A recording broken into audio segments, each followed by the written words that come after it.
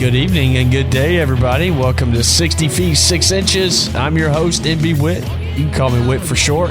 I'm here with the commissioner. Commish, how you doing today, man? Doing well, Whit. Good. Thanks for having me today. Absolutely. Thanks for joining us on episode 1. Episode 1 of 60 Feet 6 Inches. Now, the way that we do the show is we always start with something interesting just to kind of kick off the show. We're going to start with on this day in baseball history. On this day in baseball history, everybody, history buffs, get your light bulbs ready. It's like the Jeopardy question. On this day in 1913, Walter Johnson defeats Connie Mack's Philadelphia Athletics 2-0. Obviously, I'm sure he probably threw a gym.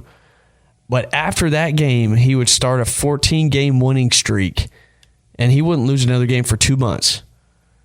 And ending that season, he won an MVP, a Triple Crown. Obviously, Cy Youngs were not around back then because Cy Young himself was still actually pitching. He was 36-7. He had an ERA of 1.14, 29 complete games, 11 shutouts, 243 strikeouts, and get this, 346 innings. Now tell me, would that happen? No, that wouldn't happen nowadays because you'd have managers coming out there, hold up, whoa, you're going to blow your arm out. But a lot of these guys were coming off doubleheaders. Some of these guys were just waking up with whiskey and eggs the next day. I'm sure the big train, Walter Johnson, probably took care of himself because he probably threw a whole lot harder. A lot of guys say that he threw almost over 100. Whew, you know? Back in the day. Back in the day. That's a lot of games. A lot of games. A lot of innings. A lot of innings. Yeah, you'll never see anything like that ever again. No. And I love that golden era of baseball, or the dead ball era, as historians call it. You know, like I love talks about Christy Mathewson is probably my favorite guy. The Christian gentleman, as they refer to him as, the guy who pioneered the screwball. You know, stuff like that. Small facts like that just get me every time. You know, like I told you, I go to Cooperstown a lot. Take my son. They have like these old pictures and the old montages of old dead ball era players.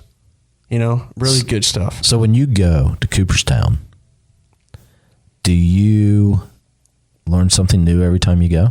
I think I do because when we go, we spend at least 6 or 7 hours in there. I mean, it is that detailed in that particular little things. You know, they have this big soundboard in the middle of the third floor where they have, they've got Harry Carey singing the national anthem. They've got the original "Take Me Out to the Ball Game." They've got Neil singing "Sweet Caroline." Certain things like that kind of pioneer the game. Certain things that stand out. They've got the big concrete name of Ebbets Field in the same area. They've got Braves jerseys that are velvet. No, not velvet. Silk. Is that velvet?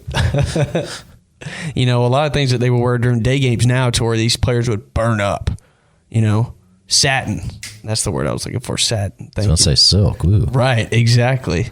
So small things like that. They have this 3D three-dimensional big screen to where it shows like old Kaminsky Park, old Scheib Field, Polo Grounds, and it basically takes you all around the field to where you can see it to where if you're there, and it'll turn different areas and different angles and stuff like that. That's cool. Oh, it's very cool. It's very cool. You get a little emotional when you go in there. I don't know if you would, but I do every time. Emotional?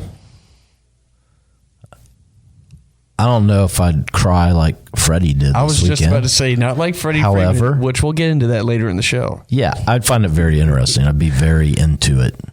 Yeah, you know, so like they've got a whole section for Henry Aaron. I got a whole section for Babe Ruth. They've got a bat in there, which this thing is a log. It's like 42 ounces. It's a Louisville Slugger. Whose bat was it? Babe Ruth's. Babe. Yeah, and around George's bat, around the Louisville Slugger, he's got notches in his bat where he hit 60 home runs that year, and a notch for every home run.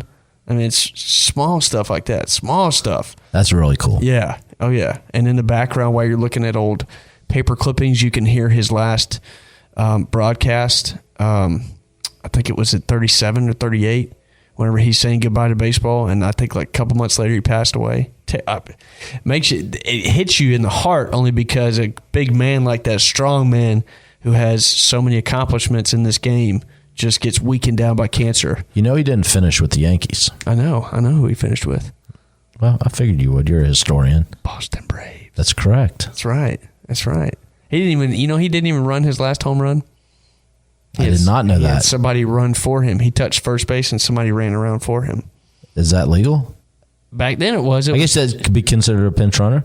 Right. Exactly.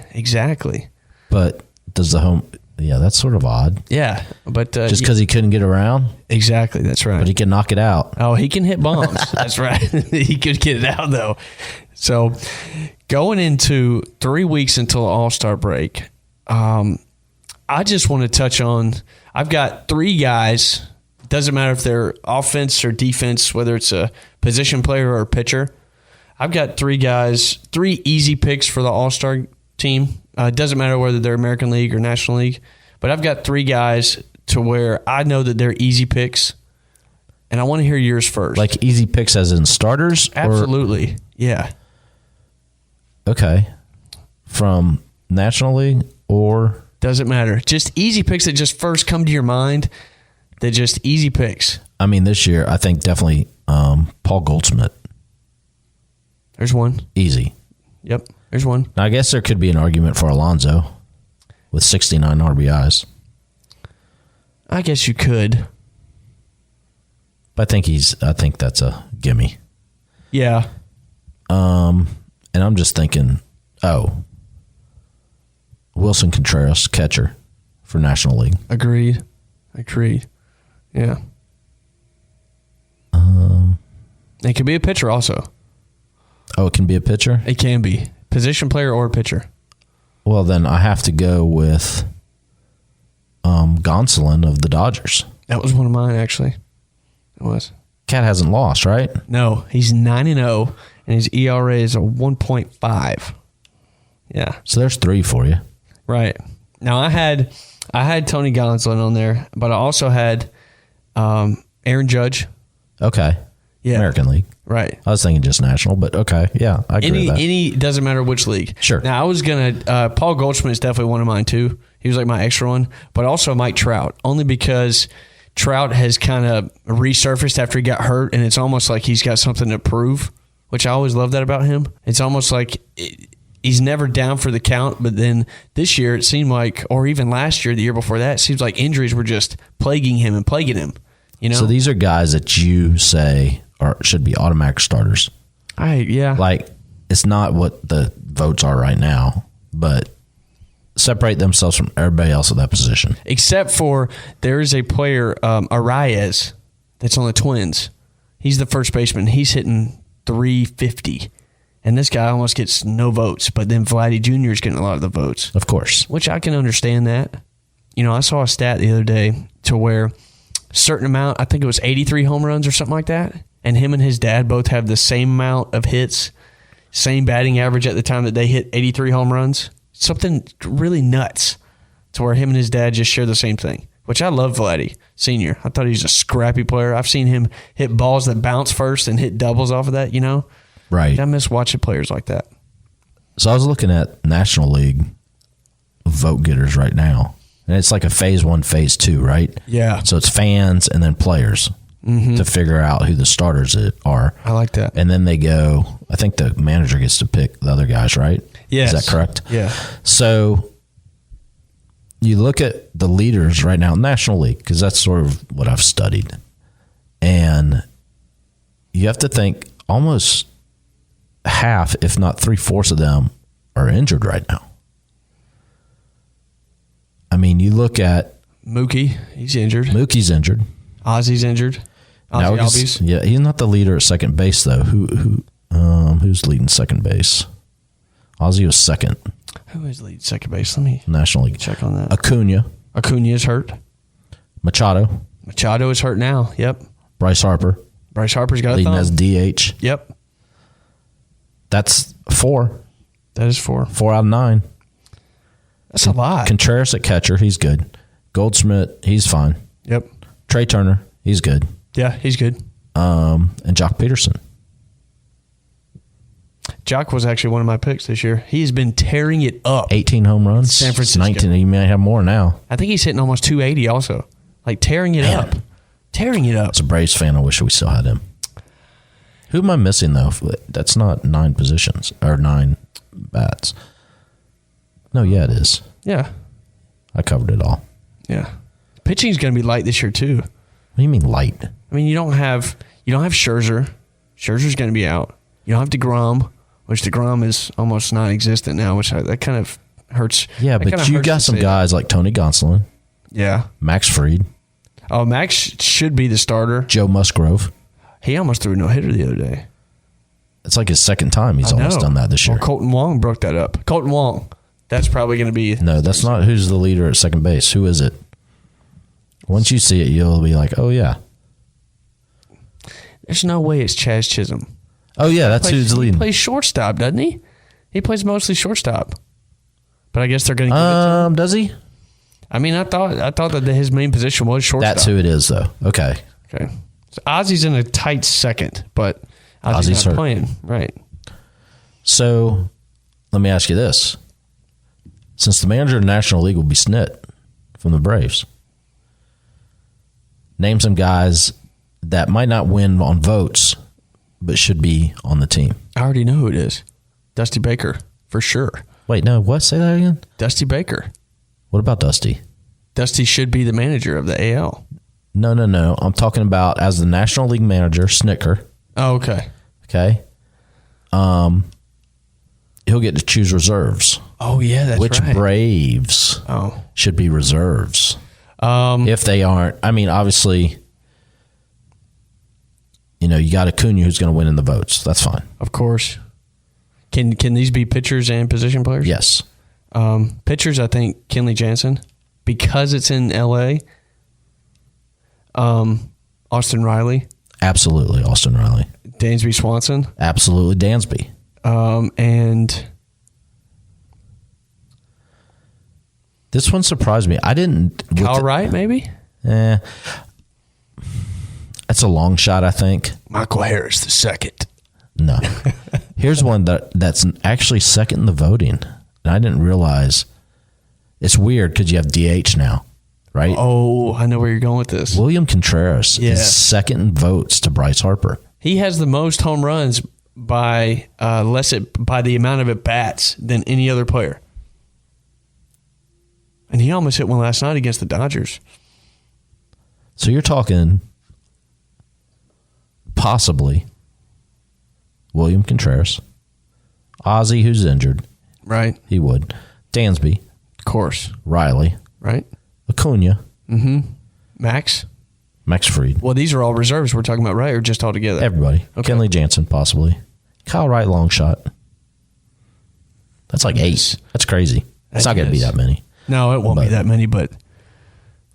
And then, and Matt Olson's had a great year, a good year so far. But look at the first baseman in the National League. Goldschmidt, Alonso, Freddie. Ooh. I know. I mean, Matt Olson is going to be... I mean, it's pretty much going to be Freddie and Goldie. But Matt Olson could be a pretty good... Pete Alonso. And Pete Alonso. They'll take 3, He drops D. I forget how many they take. Do they still have to have somebody represent a team? You have to have one representative. You have to have at least one, which is kind of ridiculous to me because it kind of takes the point out of an all-star. But if you have a guy that stands out, like I think last year, I think it was Adam Frazier for the Pirates before he got traded to the Dodgers. I mean, the Padres. But, I mean, he was hitting over 300 at the time. As part of the All-Star game, I love the home run derby. I was just about to bring up the home run derby. Who do you think? Obviously, Judge has got to participate. He has to. He has to, doesn't he? I would hope to see him in there. I mean, I just want to see him absolutely obliterate baseballs. I think that Alonso will come back.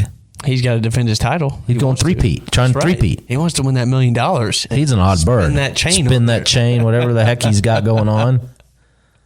He likes that. He likes that. I'd love, since it's in L.A., and I'm not talking Dodgers, Shohei Ohtani. That would be fun. Because I know he did it last year, right? He did, yeah. He got winded last year, And Matt Olson was in it last year, too. Yeah. So you could have some big guns. What about Riley? Imagine Austin Riley doing a home run derby. Is that really him? He's kind of like Freddie Freeman doing it. Is that really him? I like to see Acuna. Oh, my gosh. But I don't think Snit would let him. I don't think he would let him. He's on a short chain. But let's say everything's equal, and there's no holdbacks. No limitations. Acuna, Alonso. Was it 4 from each league? Is that what they take? Yep. Why not Jock Peterson? I think a character out there. The way he get out there with his pearls. With those pearls, baby, and that blonde hair. He wouldn't even wear a hat. He'd be wearing like Jordans or Air Force Ones. He wouldn't even be wearing cleats. So that's a good 3 right there. Mm-hmm. It'd be good. I mean, the All-Star game is going to be pretty exciting. It seemed a little bit... I saw it that the Dodgers haven't held a All-Star game since 1980. So that's a long time, And then I think there was one before that after they came to L.A., after they left Ebbets Field. So I think there's only been like 3 or 4. But I'm still a little bummed about Atlanta getting... They owe us. MLB owes us an All-Star game. Yeah. Because I was there at 2000 whenever Chipper hit a home run. I was there. I was there. Yeah. That was a good time. It was. It was a great... You were a young buck then. I was. 12 years old. Yeah. I remember sitting... Luckily, somebody that I knew had tickets to everything the whole weekend. Home run derby, everything. So I took Adam to home run derby. Adam was only 5. 5? Wow. 5 years old. But he loved it. Oh, he was into baseball then, right? Yeah. Well, we were sitting out and left. And the very first guy, Edgar Martinez, blast one, row right in front of us. No way. And I'm thinking, we might get some home runs. Right. I was wrong. Because you know who put them like 10 million feet over our head? Probably McGuire. Sammy Sosa. Or Sammy, yeah. Just blasting them, just lifting our head up, looking straight up. Hitting like 510 feet. Crazy. But it was fun. Home run derby was fun. And then for the game, it was sort of cool because we were sitting outfield, but we were on the edge. And if you remember Turner Field, they entered from center field. That's right. Right? Yep. So I'm out there, and I could see all the players gathered. I probably have a really cool picture. I need to get it blown up and signed. Yeah. I have, listen to this bunch. They were all shortstops at the time. Nomar Garciaparra. Oh, Georgia Tech boy. Derek Jeter. Alex Rodriguez. A-Rod. All standing together. Oh, my gosh. So Mariners, Red Sox, Yankees. My goodness. Of those 3 right there. That right there is a good picture. That was really awesome. Yeah.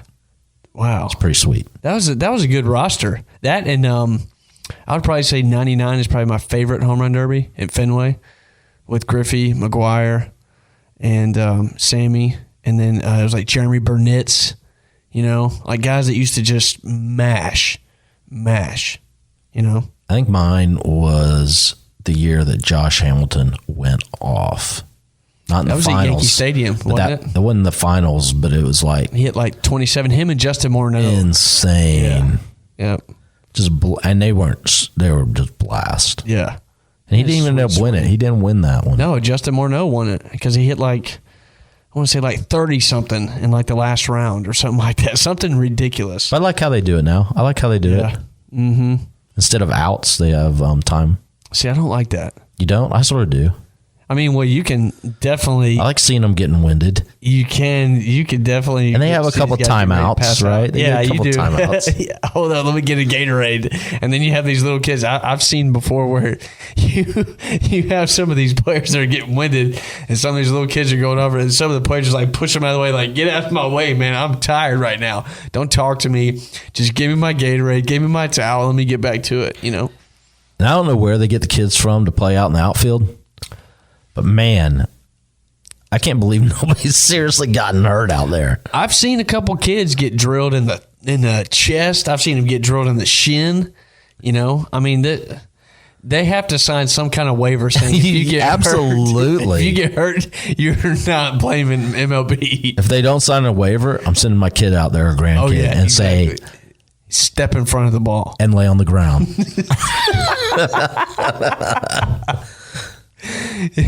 With that, moving on to the division. I mean, after the All-Star break, it's going to get pretty.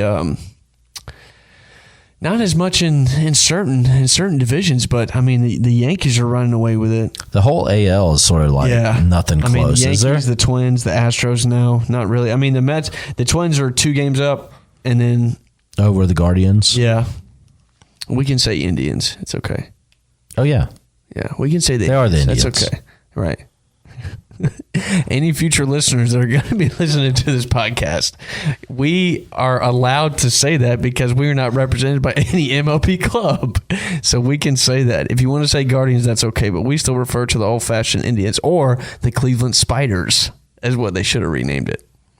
Because that was like the name from 1902 to like 1919 or something like that.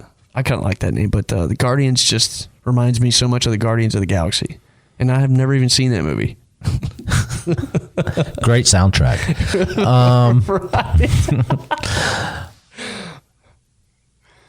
With 4 wild cards this year, it's pretty much the American League is. You look at it and it's pretty much almost already determined. Oh yeah, the Yankees, without a doubt, because the Yankees, right, and the Twins and Indians, the Astros. The Red Sox. And then you got to talk Red Sox and Blue Jays, right? Yeah, I mean, pretty much. So like wild card. That whole division, actually. Red Sox, Blue Jays, Rays. And the Rays. And the Indians. That's right. Yep. Who else? Rangers? Where are they at? Are you looking at wild card standings? Wild card standings. I mean, they're 5 games back in the wild card. I mean, I know, but are they the next team that's closest? Absolutely. Who is?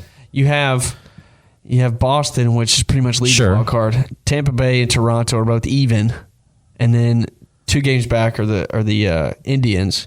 Then who's behind them? White Sox. Oh, the White Sox. Forgot about those clowns. They're going to choke because they got crushed last year. They got swept because Tim Anderson is trying to be too much. How far are the White Sox behind the Indians? In the division? Oh, the wild card? Well, it'd be the same. 5.5. Oh, so, I mean, that's the next closest. Yeah. And the Rangers, their payroll is so big that their pockets are way too big. They can't even move. They can't even go up in the division because. So I guess there could be a run in the second half, but I mean, it's almost like those 7 are jockeying for position. That's it, right? And then the National League is a whole lot more interesting because you have Phillies are a game and a half from the wild card, and then San Francisco's half a game, and then you got St. Louis who's even, the Atlanta Braves game and a half, and then San Diego 4 games up. Yeah, and what's great about this is like every division could flop. Oh, yeah. The Mets are not winning the division. I can tell you that right now. Win or not win, I think they make the playoffs. Yes. And I think that goes for the Braves too, right? So that's those 2 teams. All of a sudden, since the firing of Joe Girardi, the Phillies are playing pretty good ball. They are playing pretty good ball, but now without Bryce Harper. Harper broke his thumb, and he got pretty pissed at Blake Snell. Yes, but then he was apologizing. I think it was the heat of the moment. I think he was pissed because there's a 3-0 he got injured. I think it was a 3-0 pitch too, wasn't it? I don't think he's pissed because he got hit. I think he's more pissed that he got injured. That he can't play. He's angry that he's injured. I mean, ouch, right on the thumb. Can you imagine that? Oof. Yeah. The Centrals, I mean, between St. Louis and Milwaukee, identical records right now? Or at? That's crazy for the talent that St. Louis has, and then the Brewers. I mean, you have Yelich, who's been there. Lorenzo Cain just got dropped. He got DFA'd, so no more him. You got Colton Wong, and then you got Corbin Burns, and then that's pretty much it as far as their key players, right? You have a couple guys. Yeah, I think that's sort of the weak division. Yeah. And then obviously in the West, you got San Diego and San Francisco right there. So there's 8. There's 8 total teams with That's right. Phillies, right? Added in. Mm-hmm. Should be interesting. Yeah, it should be. I'm not familiar with the new format for playoffs. Well, no, I am. The number 1 seed gets a bye. Number 1 seed does get a bye. Is the first round, is that a best out of 3 series? Best out of 3. Yep. And then after that? Best out of 5. Oh, really? Yes. And then 7. Right, and then 7 for the NL Championship Series or AL Championship Series, and then World Series. Yeah. Wow. Mm-hmm. So, I mean, you'll have a lot of teams that are going to, like you were talking about, may not win the division or even come close, but they're at least going to be in playoff ball. But, I mean, are they going to be able to survive? You know, whenever the Braves played the Marlins, you know, and Houston, that was actually a pretty good series. Yeah. I sort of like this, though. I like the number 1 seed getting a bye. Yeah, because that's what you get for having the best record in baseball during the regular season. 162 games. That's it. Yep. Huge advantage. Huge advantage. Mm-hmm. So I like that. Oh, yeah. I mean, it should play out pretty well, especially you got, what, 3 weeks till the All-Star break, and then after that, you got 81 more games, which is actually a lot. That is a lot of games. And I can tell you the reason why I was talking about the Mets so much is because the Atlanta Braves are probably the team that hasn't played the Mets almost at all. It's been, 1 or 2 series, and then they play them, like the last 2 months, they play them like 16 times. So it's going to be a pretty good amount of series, like 3 or 4 or 5 series or something like that. So that last month is going to be like this. You know? I'd love to see us get right up on them at the All-Star break. Oh, yeah. We're pretty close right now. We're playing really good, but the Braves are playing really good baseball. I mean, they had a tough loss last night in extra innings, which shouldn't even have been there because what we had, 2 strikes, 2 outs, nobody on, and then we walk. And then this is a personal opinion, you have that dumb runner at second base in extra innings, which I hate. I mean, it's good whenever you're the visiting team, but whenever you have a visiting team, especially if you don't have lights out pitching, then it's going to come to bite you in the rear end. Before you know it, you're losing. And you got no outs. You know? It is what it is. But, I mean, they can start, you know, if they start to fight at the end of the season, you know, they'll be okay. But speaking of fights, did you see the Angels and the Mariners? Well, it reminded me of the Braves and Padres, I believe it was. It was. Back in the day. Where they had like 3 See, that's when I was in high school. Game. You weren't even alive then. I was not, but my goodness. Yeah, same type of thing. It broke out around the batter's circle. Yep. On deck circle. Mm-hmm. It was nuts. The Braves one was crazy. I had a friend of mine in high school who was an usher. He was usher down on the dugout level. At Gwinnett County Stadium? Fulton County. Fulton County, what I say, Gwinnett? Yeah. Yeah. And when that all went down, and you can watch videos now, he's like standing on top of the dugout trying to keep people from getting on the field. Which he was unsuccessful, by the way, because there was actually fans out there. I mean, there was like 4 or 5 breakouts throughout the whole game. Yeah, but this reminded me of that. Yeah. Because this took 18 minutes to get back to playing ball. Once Julio Rodriguez got thrown at, I was thinking, Julio's probably not going to charge. He got a little pissed. But then once Jesse Winkler got hit right on the ass, I was thinking, oh, here we go. Yeah, but they went after Trout's head. They did. You knew they were going to retaliate. Oh, yeah. Of course they were. But what was so great about this?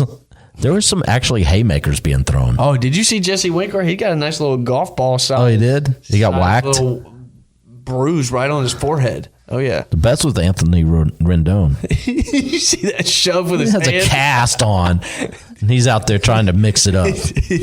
He says, I'm going to get my money's worth. He's like, I'm not playing right now, so I need some fun. And then just going nuts, throwing sunflower seeds everywhere. That was crazy. It was good, man. What a waste of seeds. Good. And those are was it those giant seeds that are actually really good? Not like David sunflower seeds, the ones that are actually really good. Threw a whole cart of them out there, you know. But that I haven't seen a brawl like that in a while. It was good to see that. I mean, I didn't want anybody getting hurt or anything like that, but it's good to see these grown men. Winker was hot. He went right after the whole dugout. Oh my gosh, didn't he? You see him go after the fans after that, throwing fingers? Oh, yeah. Oh, he's saying, F all y'all. I saw I saw something on Barstool or something like that where a fan of the Mariners, I guess what was in Anaheim at the time, sent him a pizza in the clubhouse saying thank you. Right. And he sent her a message back like, I got the pizza, thank you. That is funny. That's funny, isn't it? You know, but we don't see that much anymore, but I'm glad we kind of do see that every once in a while. It kind of reassures or reaffirms your kind of like manliness in the sport, which I love, like male testosterone going nuts, because sometimes that's what it needs. And you're seeing more of that in baseball, I think. Yeah. With Latin players, just their energy. Intensity. Mm-hmm. It's okay to showboat a little bit. I do. Yeah, I do believe that. You know? Yeah. Mm-hmm. Yeah. But, well, I mean, we got, like we were talking about the Braves earlier. We were talking about Freddie Freeman's emotional homecoming, to say the least. Goodness. Two things I can say about this. One, I'll cry as much as you want me to cry if I'm getting paid $163 million for 6 years. No doubt. Two, we should have pegged him. I was surprised that we didn't. First pitch, hit Freddie. What would have been the crowd's reaction to that? Well, didn't you see whenever he first stepped in, everybody cheered him on, then after that they booed him. Yeah, that was sort of odd, wasn't it? Yeah, I was telling you that he was going to get He got a great ovation. He did, and then once we struck him out, I think he got more applause. We got more applause as Atlanta Braves. Turn off the waterworks, man. Come on. I understand the emotions, but Freddie, I'm cool with guys with emotions. Don't get me wrong. I know people look at guys crying as a weakness. I don't. But Freddie would have been in Atlanta if he wasn't weak with his agent. Or if his wife wasn't controlling his pocket. That could be too. I think both. And I've said that all along. Did you see his, he had a pregame interview before that, and this guy couldn't even hold it together. This guy was crying every 5 No, I know. That's what I'm talking about, the pregame interview. Okay. The day of that interview. Yeah. Yeah. Did you hear what he said? He said, we could be here all night talking about my regret of not being able to come here. He said, but I'm not here to talk about that. Yeah, he had a hard time. You could tell. It was cool when he got his ring. Yeah. You could tell if you watched the game last night to the end, he was rubbing his temples. His eyes looked like they were almost closed. He was exhausted. And I don't think it was physical exhaustion. It was mental exhaustion from the whole weekend. Yep, it was. Number one, once he got his ring Friday night, I guarantee you he checked that thing out inside and out. Yep. Mm-hmm. But man, I mean, emotional, like big time. I think Clayton Kershaw even made a comment on his own saying, hey. Whatever. Kershaw, you know what? When you get out there and start pitching again, like you're supposed to, don't talk to, He said, I hope Freddie knows how important he is over here. No, what was this? Was it that? It was something more. No, hope we're not second fiddle. Yeah. Something like that to the Braves. Right. Mm-hmm. You know what, Kershaw? It's like that. Freddie's a lifetime Braver. But what you don't have to worry about with Freddie is his performance on the field for your team. Ouch. Right? That's true. I mean, Freddie's going to be Freddie. Yeah. Freddie's going to be Freddie. Nothing's going to stop that. Right. I think that the biggest thing is Freddie, he sees how the fans in Los Angeles appreciate him. He sees that. He gets the cheers that he needs, but whenever he comes back to Atlanta, it's almost like die hard, stand in front of you to keep you from getting killed kind of sacrifice. So they have that kind of love. So whenever he gets it, it's almost like he yearns for that more. And I think that's why Kershaw, kind of. Well, and it's like he was even saying, I mean, coming into the stadium for the first time, and all he could focus on was how many Freddie Freeman jerseys he saw outside the window of his car. Well, what does he expect? I know, right? He's a big. No, that's cool. Big contributor. That's sort of cool. Right. But yeah. I mean, if you're going to have a good career, and I don't even mean like I'm not going to say like, hey, he had a solid career. No, he was good. He's still good. He was great. Yes. I'm surprised he even stuck around during those hefty years. With the NLDH, could you see him doing a Pujols? I could. Oh, yeah. If anybody... He's going to finish a Brave, if isn't Mike he? Trout somehow leaves L.A. and then comes back to Los Angeles, I could see that. But with Freddie... Finishing his career as a Brave. He's thinking about it already. He's got to. Whenever he was back, he was thinking, oh, my gosh, I wish I wouldn't have left. But here's my deal. I like Freddie. Yeah. I wish he was a Brave. But he's not. No. So I'm a Braves fan. That's right. So you know what? Matt Olson. Let's do it. And I love Matt Olson. He's a damn good player. Gets base hits. He had a key one last night. You know? Yeah, he's solid. He's solid. Yeah. He's not Freddie. No. But only Freddie's Freddie. I mean, when we got Olson, they were talking about how he's a Gold Glove. Not a Gold Glove like Freddie. Freddie can pick him. He can pick him. You know, he actually picked a ball last night, and I was thinking, you know what? Any other first baseman would probably not pick that. Ball would have gotten by him, or it wouldn't have been fielded cleanly, and then we would have gotten, that runner on base. Did you see the photo of him in the dugout? No. All the Dodgers are on like that first little step or whatever. Uh-huh. Freddie's on the second, just sitting there. It was rough for him. I think I saw that, actually. He's just sitting there just going like that. Just like, rough for him. I think I actually did. It was last night, right? I think so. I did see. I think the camera moved over towards him. He's just sitting on the bench. Exhausted. When that thing went to extra innings, he's probably saying, oh, shit. No. Right. But he came through. He did. You know what's funny? I saw him whenever Matt Olson got that single that scored, I think it was d'Arnaud, and he did the little chop. He bumped into Freddie, and Freddie was happy for him, and he bumped him on the leg, said, hey, man, it's all right. And Freddie Freeman actually was smiling because it's almost like, I'm not going to say he wishes that was him, because I don't think that's fair for me to say, but envious maybe, to where he has that. It's almost like this. He knows that there's going to be fans in LA that are going to support him regardless. I think Freddie was just being Freddie, being humble, because Olsen did the chop and he hit him pretty. I mean, not hard, but smacked him in the Freddie's shoulder. Like, okay, you're good. Yeah, exactly. So Freddie almost seems like, gosh, I wish I still kind of had that home support, to where you have, like if you go off and you have people that support you because of your accomplishments. But then whenever you're home, people love you for your accomplishments and who you are. But he's glad to get out of Atlanta, I guarantee you. He's glad to leave the weekend, yes. No doubt. It's funny. He was talking about how he was... well, the thing is, he's probably been thinking about it about a week beforehand even. Yeah. Or the whole year. How am I... But then a week out, he's probably thinking, how am I going to do this? Right. And then he was like, oh, gosh, thank God it's a 3-game series instead of 4. Dave Roberts probably sat him that 4th game, say, hey, man, just take a break. Take it all in. Just take a break, But I mean, the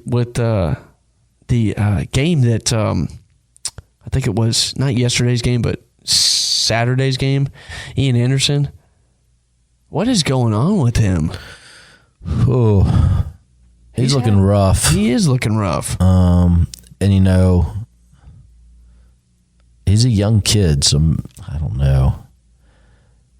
And Charlie, has looked pretty good last 2 or 3 games. Yeah, he has. Really solid. He has. I mean, is it possible that Soroka comes back? I think it's very plausible. And then who's the odd man out? Well, it can't be Fried. It can't be Kyle Wright with the season he's having. Not going to be Strider. I don't think it can be Strider. Nope. With how he's throwing. Nope. It's a coin flip. No, you know what Snell will do? 6-man. Yep. Dadgum 6-man rotation. He'll have these guys throwing 4 or 5 innings. Hey, you're going next. But with Charlie, the way that he's been pitching, seems like he's figured it out. Especially I think he pitched 7 or 8 innings, 9 strikeouts. 2 games in a row, right? Yeah. So our starters, I would say, have been sort of up and down, up and down, up and down. as a whole. And for us to be, 20-5 in the month of June? That's ridiculous. Ooh. I know. Good stuff. Good stuff. Absolutely. Well, with the All-Star, break coming up, hopefully that I'd like to think that some of this opportunity for some of the players to rest can definitely help. Duval needs a rest. Well, he's going to get it. Oh, he's going to get it because Eddie's on his way. He's going to get a rest from the All-Star break because he ain't going to no All-Star game. Right, exactly. So Eddie's coming back, doing all right. Ooh, so, yeah, what do you do? I mean, I think if Acuna's healthy, he's in the lineup. You cannot take Michael Harris out of the lineup. He is way too valuable. And to be honest, you can't get rid of Guillermo Heredia because he's a good guy to clubhouse have. Clubhouse guy. But I'm talking about starters. I know. Who's going to start that other spot? I mean, it's not going to be Duval. And then if it's Rosario, then who's going to be the DH? It's going to be Ozuna. Because he's not hitting under the Mendoza line. He keeps Duval, unfortunately, the terrible truth is Duval is either hitting bombs or he's striking out. I mean, he's hitting 198. I mean, that's pretty terrible. It's really bad. Did somebody say that was like the lowest batting average in the National League? It's got to be. As far as starters Him and go. Cody Bellinger, I think. Cody's hitting like 210. Something like that. Exactly for starters. Or you know what? And maybe Schwarber. I know Kyle Schwarber has a lot of bombs, but he's hitting like 205 or something like that. Who was the beer softball guy that came in DH last night? Who's that? Ford? That guy was jacked, man. You see his arms? Dude. Yeah, he's a big dude. He was in AAA for so long, but I guess once we got rid of that other pitching position spot, he's like a Justin Bourne. You remember that guy from Miami? He reminds me of the kid that hit in the rookie against Dennis Quaid's team. Oh, yeah. Remember the other kid, the big monster kid? Yes. Or in Major League, the guy for the... Jack Parkman? Yeah, Jack Parkman. That's what he looked like. He said, I'm the only player on this team. The other guys, they're losers, either by choice burly or by arms. I'd like to see that guy get a hold of one, though. I bet you... Oh, my gosh. Blister it. If he can get a hold of it. I mean, he blistered one last night that Freddie caught in foul territory. That's right. 110 miles per hour off the bat. Yeah. Said, come and get this meat, Yeah, I saw him in the on-deck circle. I'm like, who is that guy? Well, we've got a lot of good things to come. Still got more than 80 games left. I mean, my prediction, the Mets are still going to tumble, and they're going to just fall apart. And everybody can talk about the schedule and all this and all that, but... They're going to met it up. That's right. They're going to met it up. And what's the owner's name? Steve... what's his name? Oh, yeah. C. Steve C. Start with a C? I don't think so, but I don't know, so I'm not going to question it. How can we not know Right, that? Steve the billionaire. We'll just say that. But he's going to find a way to spend money. I mean, he will. But, you got so many pitchers that are sitting on the bench because they can't stay healthy. Is that an issue in New York? It seems like always there's a pitcher that is injured. Is that something they're doing in their off season, their strength training, their spring training, something? I mean, you can go back. Conditioning that's not working. You can go back and look at Matt Harvey. I was just thinking about Noah Syndergaard. Mm-hmm. A lot of Mets pitchers are injured. DeGrom the last couple of years. Now Scherzer. Well, Scherzer just McGill. running around. Yeah, that's right. I forgot about McGill. Wow. He hasn't been around in a while. But Scherzer's just running around being crazy and getting bit by rabid dogs. So, well, that cat needs to get back up. Well, I shouldn't. He's a Met. He's on my fantasy team. Oh, that's why it's such a biased opinion. Hurry up, Scherzer. My fantasy team's pretty loaded. Well, I have DeGrom, too. Cat hasn't even pitched. I have Musgrove. Oh, yeah. Musgrove's actually doing really I just well. made a trade. Nuh-uh. Somebody offered me a trade. For? So my offense is pretty solid. Right. I thought it was and I'm losing points pitching-wise because all my guys are hurt. Right. So he threw this trade at me. Brian Reynolds from Pittsburgh Good outfielder. for Max Fried. I have Reynolds. He wanted Reynolds, and he'd give me Max Fried. That would help out your pitching. Yeah, it was about an even trade. I would say so. But see, I'm pretty solid in the outfield. I have Acuna. I have Ozuna. I have Happ. Ian Happ, he's Yep. pretty good. I have first base. I have C.J. Cron.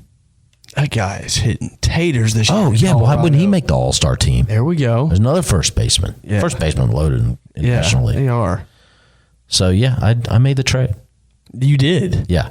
I would say that's a good trade. Say, if Scherzer comes back, DeGrom maybe at the end of the year, I might have pretty good starting. Why would they even bring back DeGrom? Musgrove. Oh, I have Wainwright, too. He's having a pretty good year. Speaking of Adam Wainwright, him and Yachty are the most winningest catcher and pitcher in baseball history. Really? Yes, they Did that are. just happen? Yes. And who did they pass? I think they've won over 200 games together. Wow. Yes. So it's got to be, right up there with any kind of the first thing that comes to mind is probably like Whitey and maybe Yogi, But I was thinking, with Yachty and Adam Wainwright, they have won, for almost 2 decades. Adam Wainwright and Yadier Molina have formed what is called perhaps the baseball's best pitching and catcher combo. They are on pace to break the record for most games by battery mates and have been driving the force behind St. Louis Cardinals. So that's just a word-for-word article, but I would say that they've started 311 games together. Wow. So Warren Spahn and Joe Crandall started 316. That's going to get passed this year. Yeah, they will. Definitely.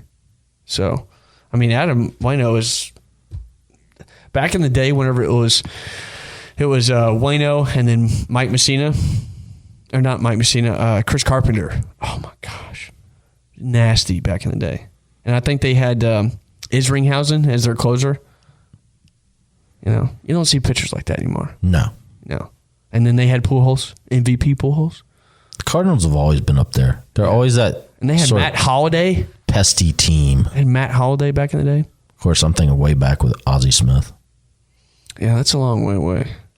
Our listeners aren't caught up that much. But if you are listening, hey, all age groups, please listen. And that's going to do it for us here at the Studio Commish. It's been fun, man. I love this talk, love these episodes.